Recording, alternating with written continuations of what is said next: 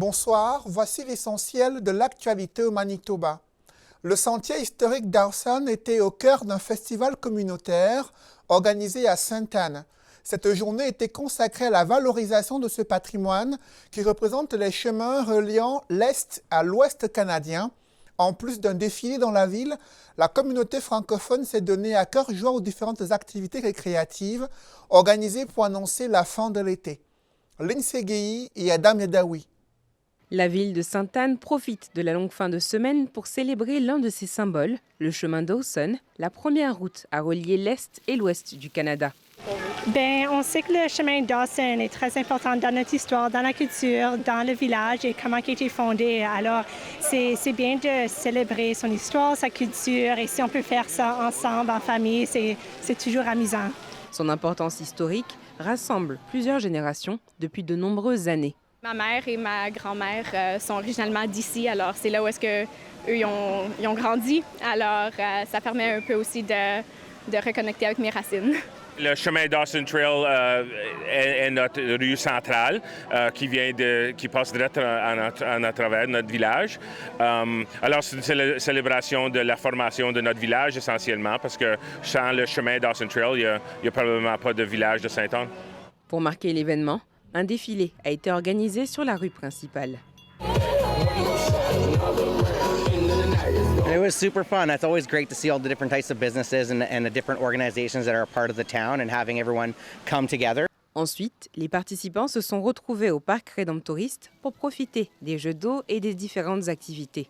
L'emphase cette année, c'était plutôt d'accommoder les familles, les plus jeunes, de vraiment incorporer les tout petits. Alors maintenant, il y a plusieurs événements pour les plus petits.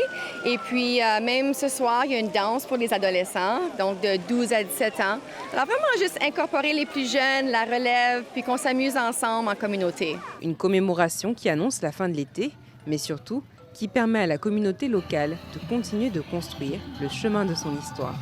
Ici Lindsay Guéhi, Radio-Canada, Sainte-Anne. Parlons à présent de cette vague de chaleur extrême qui frappe le sud du Manitoba et la capitale Winnipeg. Un avertissement de chaleur est en vigueur pour cette fin de semaine. Du coup, les Winnipégois ont révisé leur plan de sortie, redoutant l'impact de la chaleur sur leur santé et celle de leurs enfants. D'autres se rafraîchissent à l'ombre et apprécient le beau temps à la fourche. Des commerces en ont profité pour écouler des boissons. Il est recommandé de boire beaucoup d'eau et limiter les activités extérieures.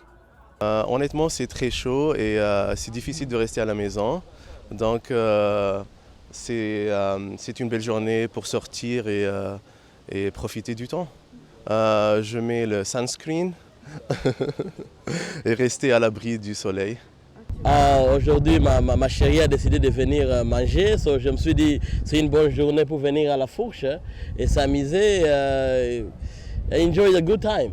So je suis vraiment content d'être ici aujourd'hui. Il y a la chaleur, so je suis content. So la chaleur, je suis habitué à la chaleur. C'est l'hiver qui me fait peur.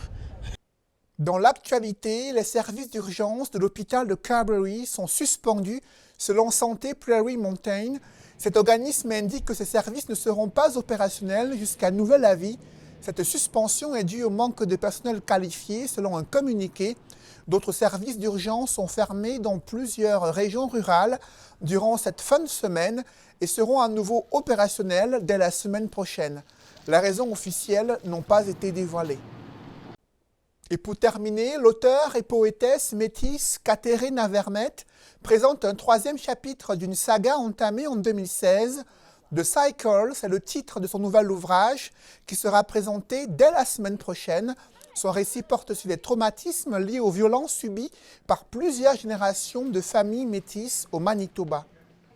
I want to write about my home. I want to write about the things I love. I want about the communities I love and the community I come from. You know, that's what I want to write about. It happens to be the North End. It happens to be this beautiful city and this rivers and, you know, Michif people and Indigenous folks. I mean, inner city life. I think there's a lot of good things to be found in there. Merci, c'est tout pour ce bulletin. Bonne soirée.